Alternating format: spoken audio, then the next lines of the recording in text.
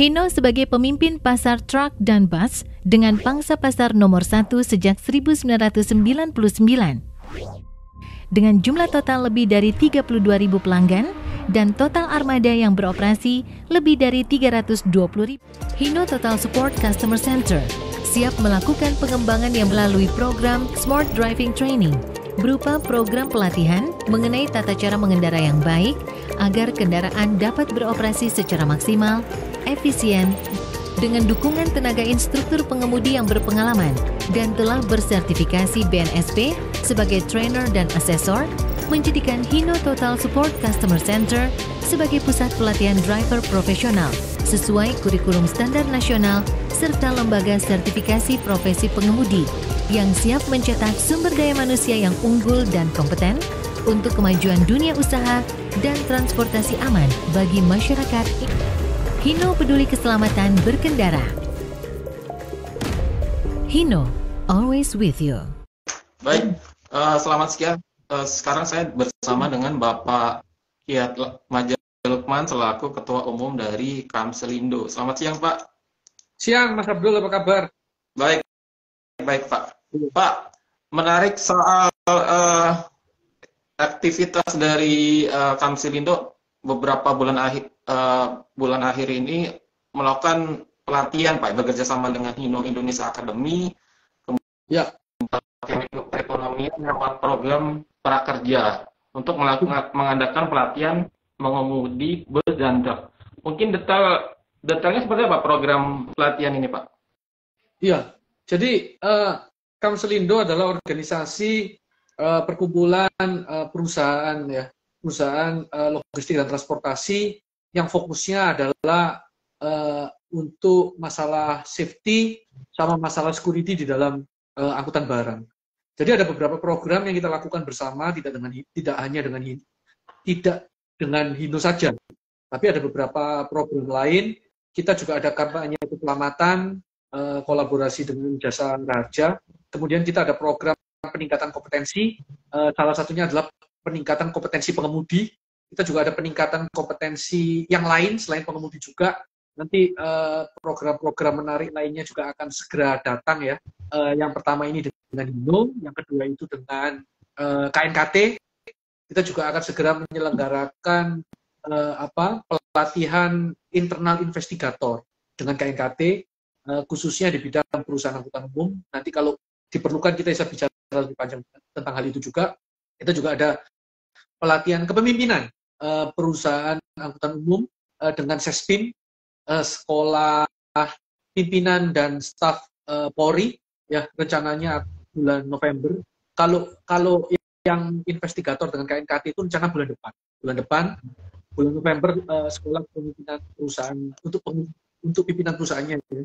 Tujuannya adalah untuk mendapatkan pengusaha angkutan yang bertanggung jawab, ya, memiliki tidak hanya berorientasi pada keuntungan saja, tapi juga memiliki kepedulian, kepekaan terhadap lingkungan sekitarnya, ya, termasuk karena industri di bisnis ini sangat rentan melukai orang lain, gitu ya.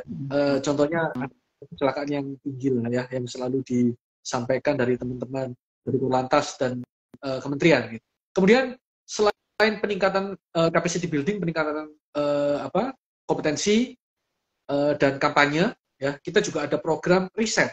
Jadi kita ada join kolaborasi riset dengan BRIN, Badan Riset Indonesia, ya, riset tentang pengemudi truk terhadap blind spot terhadap motor. Nah ini memang lagi kita dorong, tapi tantangannya masih tinggi karena pengusaha ini nampaknya kalau untuk program-program riset kurang tertarik. Jadi kita jumlah respondennya agak kurang. Nah, mungkin lebih spesifik untuk acara ini tentang Hino dengan prakerja.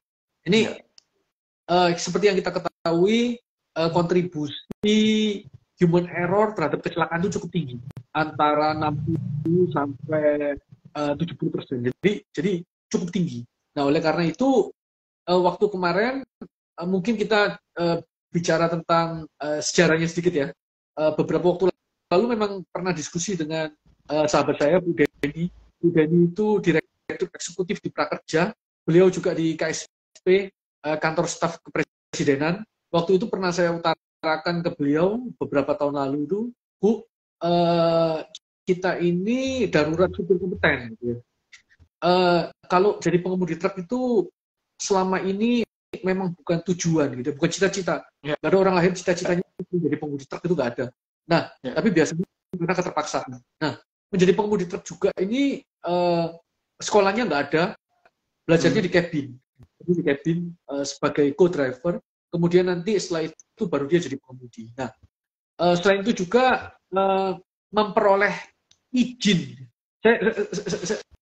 Saya nggak bilang apa ya, kompetensi dulu ya, izin. Karena SIM itu kan sudah izin mengemudi ya. Memperoleh izin mengemudi itu memerlukan waktu yang cukup panjang.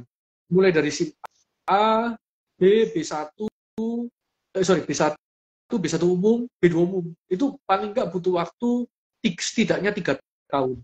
Jadi A, setelah itu ke B1 itu setahun, B1 ke B1 umum setahun, B1 umum ke B2 umum setahun lagi. Jadi totalnya 3 tahun. Itu jalan panjang menjadi pengemudi truk. Nah, tapi untuk memperoleh itu yang selain dibutuhkan waktu yang panjang ya, terus belajar sendiri gitu. Jadi nggak ada kemampuan keterampilan mereka itu sangat tergantung sama mentornya. Yaitu pengemudinya kan dulu mantan kernet mereka itu ya. Jadi awalnya pengemudinya, sehingga pengemudi lah ini yang memberikan memberikan pengetahuan ya atau kompetensi semampu mereka. Nah, ini yang jadi permasalahan. Kemudian setelah ketemu saya utarakan seperti itu Bu Denny, kemudian Bu Denny nggak lama Bu Denny ke Prakerja, jadi direktur eksekutif di situ. Nah, Prakerja ini seiring berjalannya waktu. Dulu kalau ingat Prakerja itu waktu COVID ya adanya ya, ingat ya Mas Abdul, waktu COVID. Ya. Tapi untuk teman-teman yang tidak bekerja, pelatihan untuk teman-teman yang tidak bekerja. Nah, seiring berjalannya waktu, Prakerja ini juga menjadi program untuk meningkatkan kompetensi.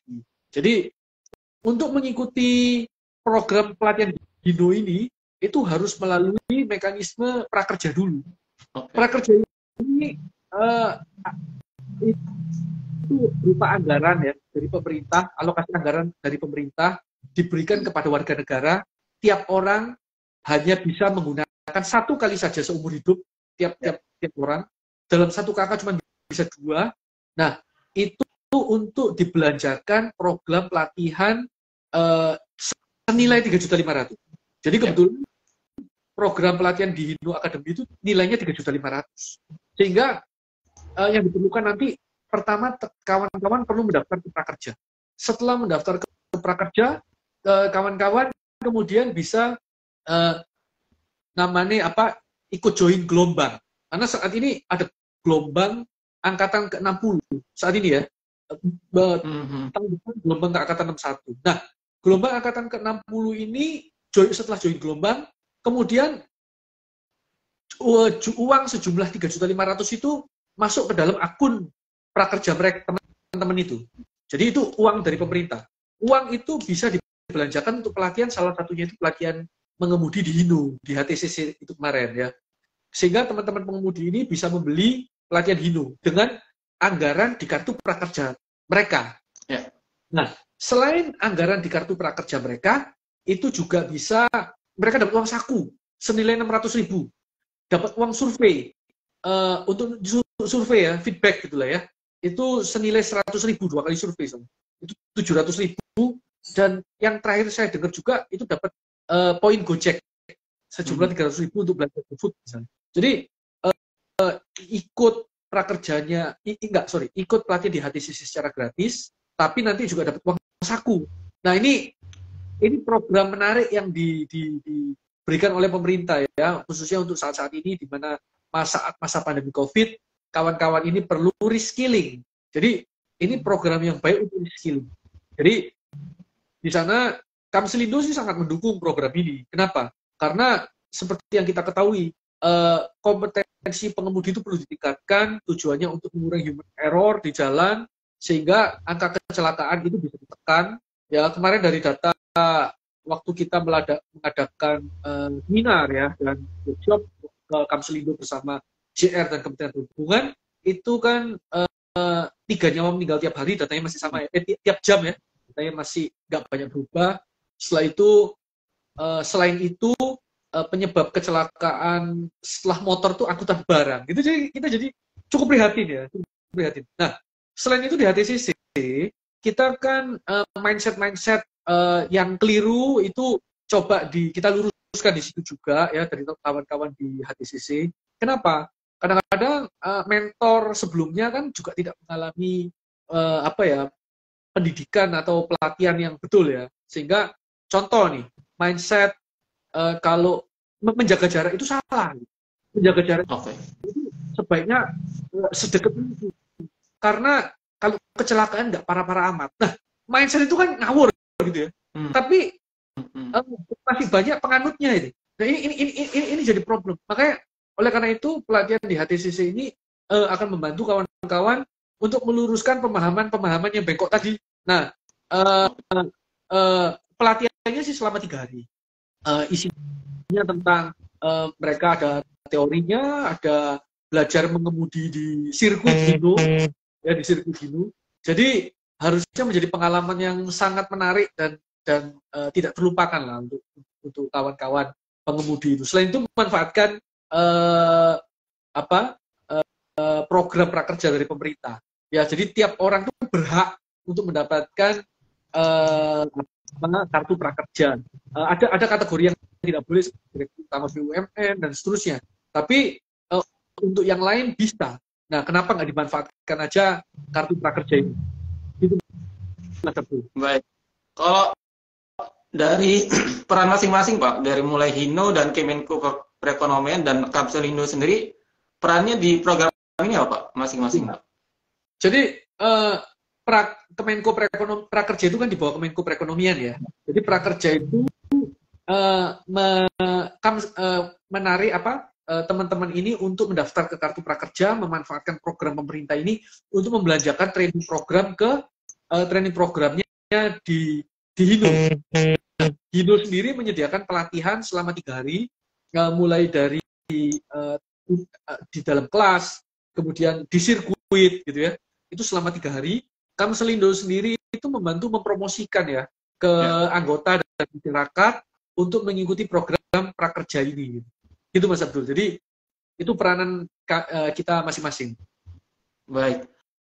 Kalau dari melihat dari fasilitas dari HTCC ini kan begitu lengkap ya. Ada sirkuit, ada kelasnya juga. Mungkin ada praktek-praktek yang memang tidak ada di pelatihan lain gitu. Sebenarnya skill mengemudi apa saja Pak yang dilatih di sana Pak?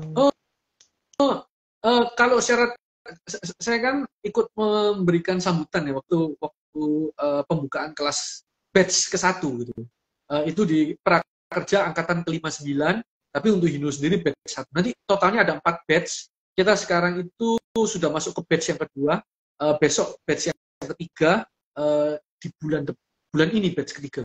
Bulan ini dan bulan depan tuh batch ketiga keempat, keseluruhan program akan selesai.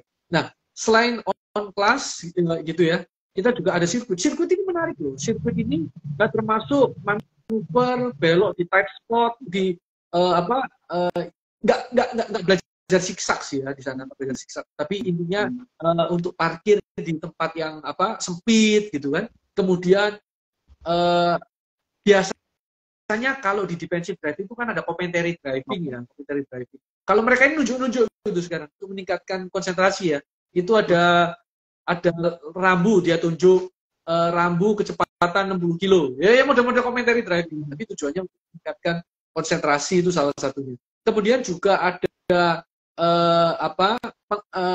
pengetesan pengereman. Contoh itu beberapa perusahaan bus itu yang melayani komuter gitu ya di beberapa daerah, itu banyak pengemudinya yang masih melakukan harsh braking ya. Jadi ketika ditekan remnya, kayunya itu jatuh 2. Nah, hal seperti itu juga diukur gitu di sana. Jadi pengereman, terus estimasi jarak, ketinggian, karena kejadian kayak di Bogor, kejadian kayak di Padang yang atapnya bus hilang itu, karena jembatan yang terlalu pendek, itu mudah-mudahan tidak terjadi gitu ya. Jadi di sana pelatihannya cukup lengkap, cukup komprehensif saya lihat, sehingga harusnya cukup bagus. Tapi memang pelatihan 3 hari itu kurang memadai ya, pelatihan 3 hari. Karena beberapa waktu lalu saya sampaikan juga ke teman-teman di dinas juga, termasuk di kementerian. Kelangkaan pengemudi ini ya masih terjadi. Kelangkaan pengemudi kompeten loh ya. Yang saya maksudnya kelangkaan pengemudi kompeten.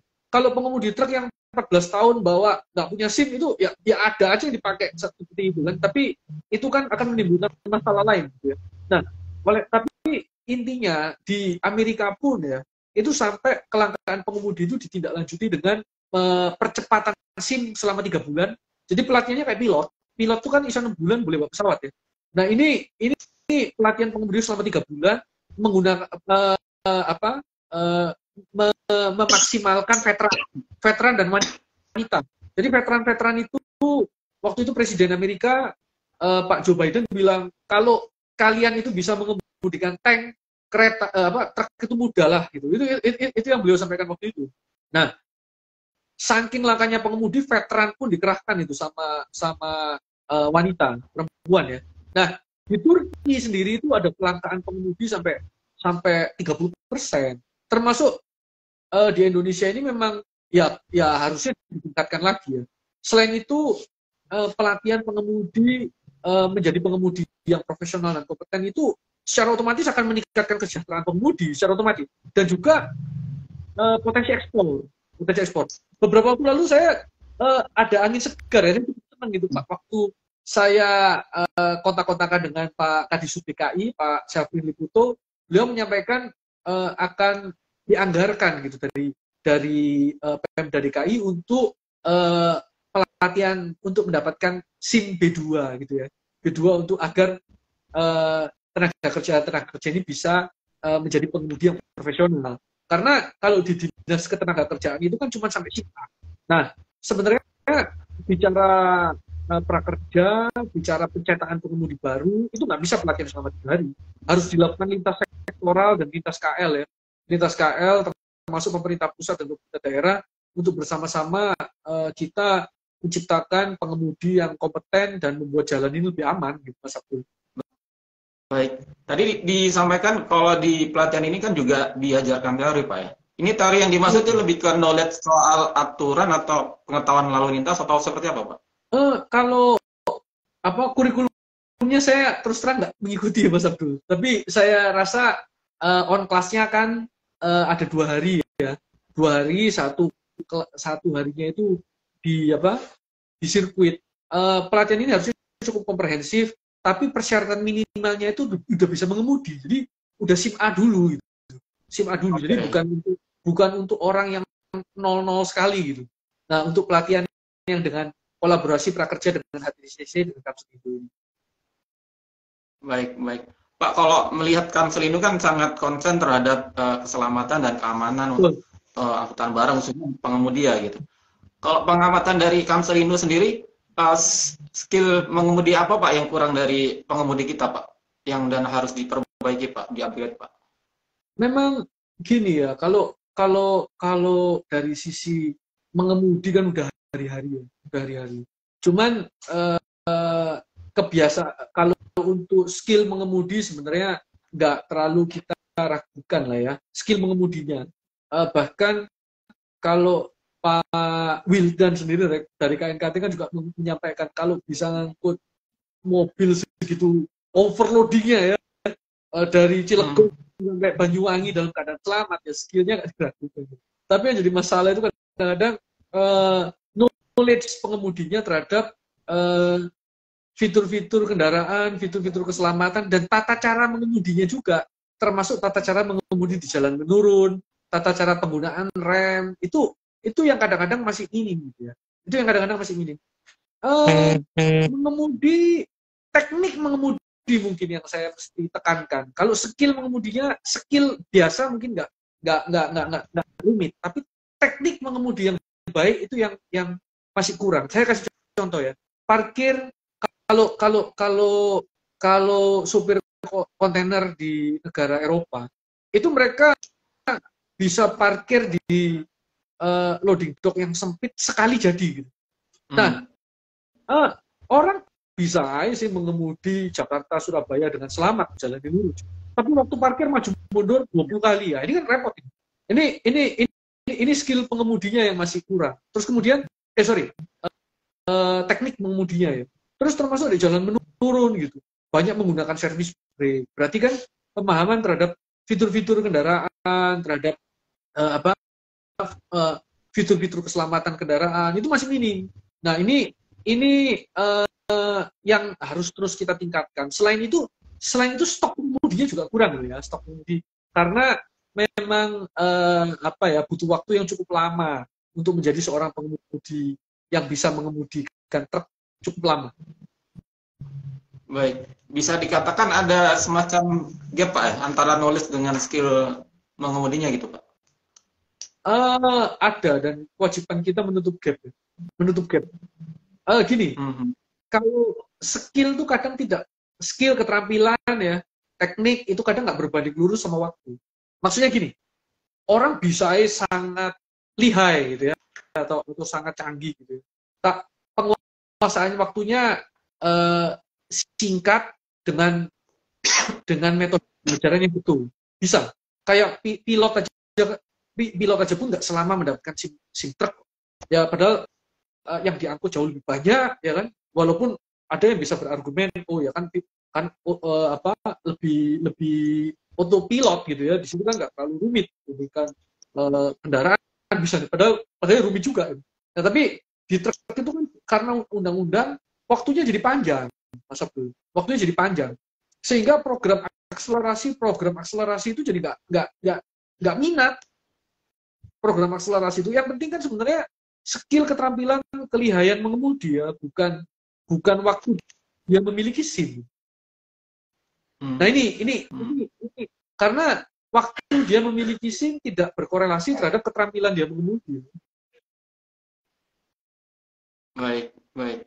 Itu yang ya. Sebenarnya dari APN kan untuk menekan atau mengurangi dari gap antara knowledge dengan skill itu kan sudah mulai melakukan program training Pak untuk mungkin fitur-fitur baru itu Pak. Tidak lengkap.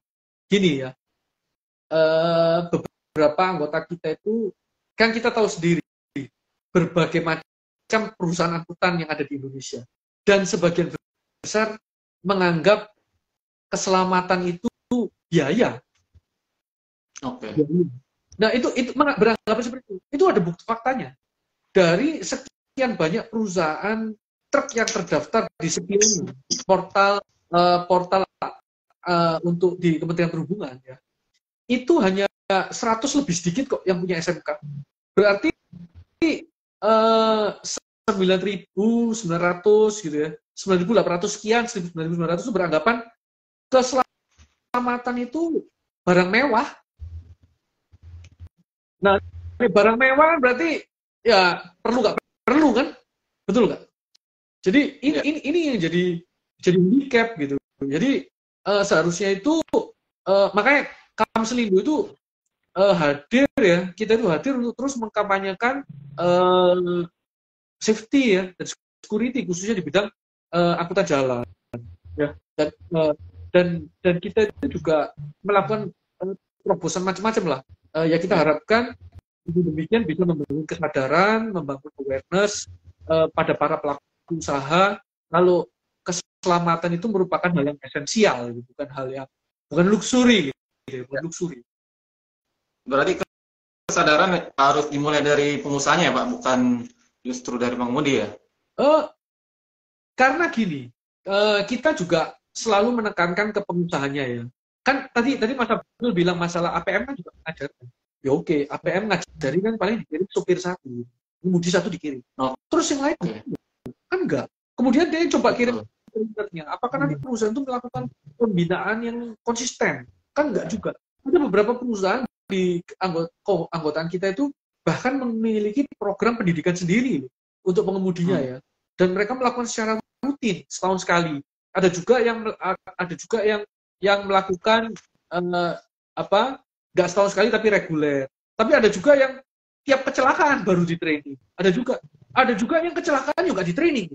Jadi macam-macam karena tergantung mindset pemilik usaha tersebut. Padahal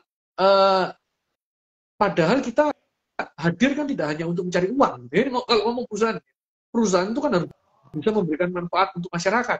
Tidak hanya kalau tujuan perusahaan hanya mencari uang, biasa itu nggak awet. Menurut riset itu perusahaan yang hanya memiliki tujuan untuk mencari uang itu biasanya tidak akan hidup dalam jangka waktu yang sangat panjang. Perusahaan yang legendary gitu ya, itu memiliki tujuan tidak hanya untuk mencari keuntungan. Keuntungan penting, tapi tidak hanya keuntungan, tapi manfaat untuk masyarakat dan tidak merugikan masyarakat yang lain. Itu penting. Oke. Baik, Pak, melihat dari Hino Academy sendiri atau HTCC itu kan dengan fasilitasnya yang lengkap, dengan kurikulum juga yang memadai itu, apakah ada pelatihan serupa, Pak? Pelatihan yang dengan fasilitas kok rasanya belum ya. Pelatihan dengan fasilitas yang selengkap mereka ya. Pengalaman saya itu belum begitu ada. Belum ada. Mudah-mudahan nanti akan diikuti sama ATPM yang lain lah. Kita harapkan ya, ATPM yang lain diikuti juga sama pemangku-pemangku kepentingan yang lain supaya peningkatan kompetensi untuk pengemudi itu bisa terakselerasi. Berarti dari APM brand lain sejauh ini belum ada yang membuat program serupa, Pak? Belum. Pengetahuan saya belum. Oke. Pengetahuan saya belum. Kalau saran dari Kamselindo sendiri, Pak, apakah mungkin dibuat semacam regulasi yang mungkin ya tiap APM punya fasilitas atau program yang sama seperti yang dilakukan Hino gitu, Pak? Ya, dari bentuk CSR misalnya gitu. Sebaiknya karena sebenarnya untuk kepentingan APM juga untuk mencetak pengemudi yang terampil. Karena beberapa waktu lalu itu mungkin sekarang masih relevan ya. Beberapa waktu lalu itu saya pernah nyampaikan juga ke tim Hino gitu ya. Kalau jangan hanya jual truknya, karena beli truk tanpa awaknya kan percuma gitu. Sedangkan cari awaknya setengah mati. Nah, saya lihat ini bentuk respon dari Hino terhadap statement itu juga. Jadi saya sangat terharu sebenarnya. Karena waktu itu kita pernah sampaikan juga, kalau cuma jual truk tanpa awaknya sulit karena awak pengemudi truk itu memang agak sulit gitu sekarang. Yang terampil. Baik. Kalau dari informasi yang ada itu peserta nanti setelah mendapat pelatihan kan akan mendapatkan sertifikat, Pak ya? Apakah sertifikat yang dimaksud itu yang terverifikasi oleh BNSP atau ya sertifikat biasa saja, Pak? Nah, itu sertifikat pelatihan dari Hino, bukan sertifikat kompetensi ya. Karena sertifikat kompetensi saat ini yang ada itu ada 2 setahu saya. Sertifikat dari BNSP sesuai dengan SKKNI nomor 269 tahun 2014 itu satu ya. Terus kemudian ada yang dikeluarkan oleh Kementerian Perhubungan ya, PM 77. Kalau saya nggak salah PM 77 tahun 2020 kalau nggak 21 gitu. Nah PM 77 itu yang mengatur kompetensi awak pengemudi khusus untuk barang B3. Nah walaupun SKKNI itu juga tidak dilarang gitu ya sama Kementerian Perhubungan, tapi 2 ini dinyatakan berlaku gitu. Itu kalau sertifikat kompetensinya. Sedangkan sertifikat kompetensi itu kan ada untuk 5 ya. Angkutan tikmas, angkutan 4 setahu saya. Angkutan tikmas, angkutan barang khusus, alat berat, dan B3. SKKNI 169. 269 tahun 2020. Tapi dari peserta yang hanya mendapatkan sertifikat dari program prakerja ini bisa mengupgrade, Pak, untuk mendapatkan sertifikasi kompetensi BNSP gitu, Pak? Ya, sertifikat kompetensi BNSP itu ya harus mendaftarkan di LSP ya. Saya dengar Hino juga punya LSP, tapi saya nggak tahu, saya lupa namanya. Hino juga punya LSP. Nah, LSP itu adalah nanti teman-teman pengemudi yang kepingin dilakukan assessment terhadap kompetensi, level kompetensi sampai mana gitu ya, itu bisa mendaftarkan ke LSP yang memiliki skema mengemudi. Ya beberapa contohnya adalah LSPMI misalnya ya. Nah setelah itu dari situ setelah diuji kompetensinya dan direkomendasikan kompeten oleh asesor, baru setelah itu bisa didaftarkan ke BNSP untuk didapatkan sertifikat kompetensinya. Ceritanya seperti itu, Mas Abdul. Tapi itu adalah permintaan atau permohonan dari calon dari asesi ya, dari asesi atau calon asesi ya, untuk kemudian diases gitu oleh seorang asesor dan kemudian dinyatakan kompeten atau tidak. Baik. Pak, berarti untuk melakukan pendaftaran program prakerja ini harus individu ya, tidak bisa daftar dari perusahaan ya, Pak? Tidak. Kapan hari ada contoh dari satu perusahaan anggota kita ya mendaftarkan 20 pengemudinya. Nah, waktu itu kan mau didaftarkan lewat HRD-nya gitu ya. Tapi ya nggak bisa karena tiap masing-masing individu. HRD hanya bisa memfasilitasi masing-masing individu pengemudi itu untuk mendaftarkan akun prakerjanya dulu. Nah, setelah mendaftarkan akun prakerja kan mengisi data ya. Setelah mengisi data nanti kan ada verifikasi atau kadang secara acak akan ada tes, secara acak akan ada tes. Tesnya yang nggak terlalu rumit. Nah, setelah mereka terverifikasi akunnya, mereka nanti mendapat email gitu. Kemudian email atau WA itu, setelah itu mereka nanti mesti daftar gelombang. Jadi prosesnya memang agak panjang ya. Setelah daftar gelombang, dan kan prakerja itu belum pernah digunakan sebelumnya. Kalau KTP-nya dipinjam saudaranya, jadi nggak bisa. Nah, setelah itu baru nanti habis daftar gelombang, baru nanti daftar beli di Tokopedia. Ceritanya seperti itu. Jadi prosesnya memang agak teknis ya, Beberapa kali kan kami di Kapselindo itu kan nge-share ke komunitas-komunitas ya, dan ke anggota kami link untuk dibantu kerjanya. Mungkin setelah ini kan ada gelombang 3 ya, atau gelombang 61 kalau di prakerja. Nanti kita akan sosialisasikan lagi. Baik. Artinya murni mewakili orang per orang ya Pak, bukan untuk perusahaan ya Pak? Bukan, orang per orang. Orang per orang. Dan ini terbuka untuk apapun tanpa ada prasyarat, misalnya pengemudi atau peserta tersebut pernah menggunakan Hino, nggak ada syarat itu ya Pak? Kalau pernah mendaftar prakerja itu sekali seumur hidup ya. Nggak bisa lagi kalau sudah sekali mendaftar. Ya. Dan rencananya kan prakerja ini tahun depan anggarannya akan ditambah. Dari sekarang yang kalau saya nggak salah ya, kalau saya nggak salah itu sekitar 20 sampai 30 triliun rupiah untuk kartu prakerja ini. Nah, tahun depan tuh anggarannya rencana mau ditambah. Jadi ada 70 instansi di sana yang terdaftar, yang teman-teman bisa belanja pelatihan di sana. Belanja pelatihan di sana.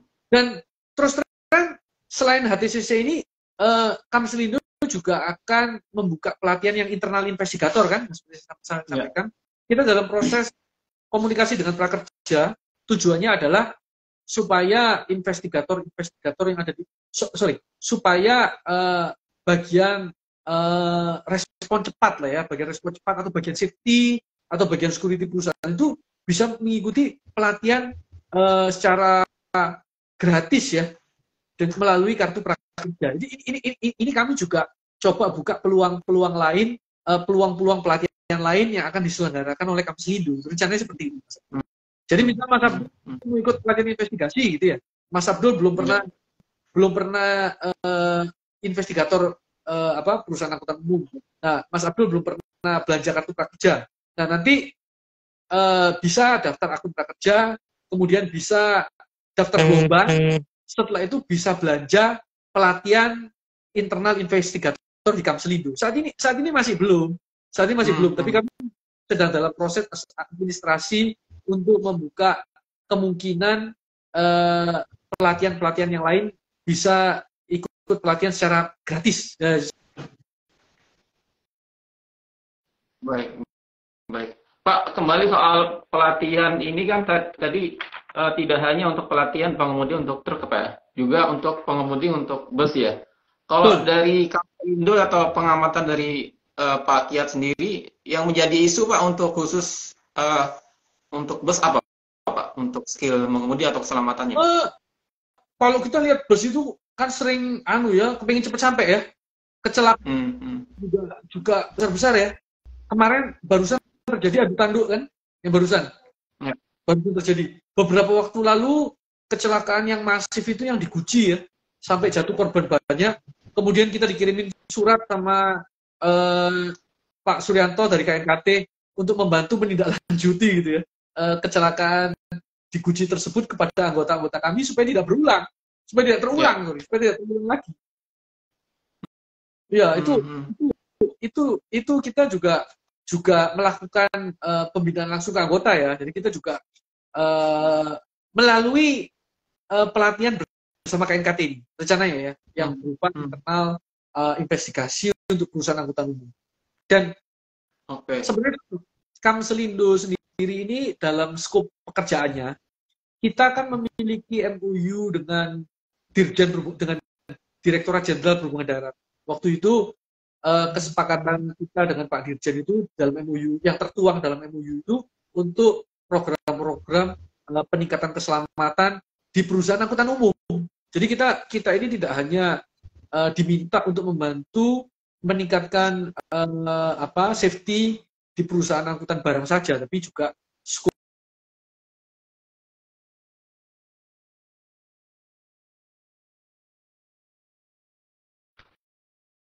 Pak Kiat, next mungkin apa yang akan program khususnya untuk prakerja ini Pak? Apa yang akan dilakukan? Ya tadi, jadi program pelatihan kita yang lain, kita akan coba gandeng prakerja. Jadi contoh misalnya tadi Mas Abdul pengen ikut pelatihan investigator, nah nanti bisa mendaftar, bisa itu beli pelatihan di Kamselindo terkait internal investigator untuk perusahaan angkutan umum. Dengan demikian nanti Mas Abdul bisa mengikuti pelatihan itu dengan cuma-cuma. Baik. Oke. Ya. Paling terakhir Pak, bisa diulang Pak, bagi mungkin pengemudi atau perusahaan yang ingin mendaftarkan pengemudinya, cara daftarnya seperti apa Pak? Ya. Nah, jadi ada itu ya, kurang 2 gelombang lagi ya, Bapak Ibu ya. Jadi 2 gelombang lagi ini rencananya akan dilaksanakan pada bulan ini, ya, dan total program kerjasama dengan Hino dan Prakerja itu ada 4 angkatan 1, 2, 3, 4. Sekarang kita sudah masuk ke penutupan gelombang untuk angkatan 2, dan kemudian teman-teman ini tinggal pelaksanaan saja. Jadi pada waktunya kita juga akan mensosialisasikan lagi untuk pendaftaran kartu prakerja, pendaftaran gelombang untuk batch gelombang untuk batch 3 ya, atau gelombang 61 di prakerja. Nanti teman-teman bisa segera mendaftar ke akun prakerjanya. Setelah itu, setelah di ACC atau di approve, teman-teman bisa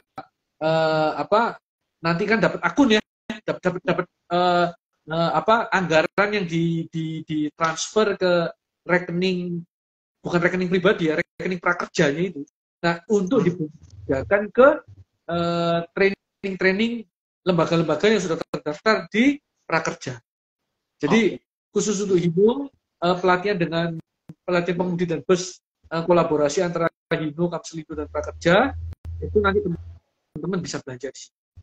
Baik. Itu Untuk mendapatkan informasi itu bisa mengakses kemana, Pak? Nanti untuk daftar gelombang mungkin pertama itu mendaftarkan ke prakerja dulu ya. Kalau untuk masyarakat umum ya, untuk masyarakat umum nanti teman-teman bisa mendaftar ke prakerja.go.id. Nah setelah itu nanti untuk mendapatkan akun prakerja. Kalau daftar gelombang udah pasti, mau pelatihannya berikut ini kan gelombang 61 ya. Kalau mau 61 kayak 61. Jadi nanti teman-teman tinggal daftar gelombang 61, pelatihannya bisa dipilih.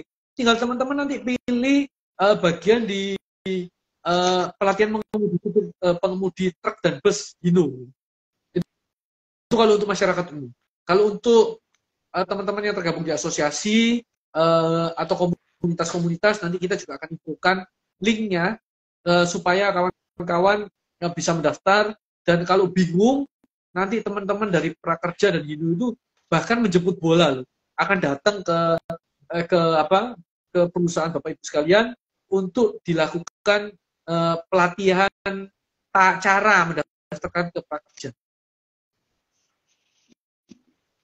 Oke, baik. Oke, terima kasih Pak Kiat. Semoga lewat diskusi ini bisa memberi informasi, terutama bagi pengemudi yang memang berminat program ini ya Pak. Siap, ya semoga bermanfaat.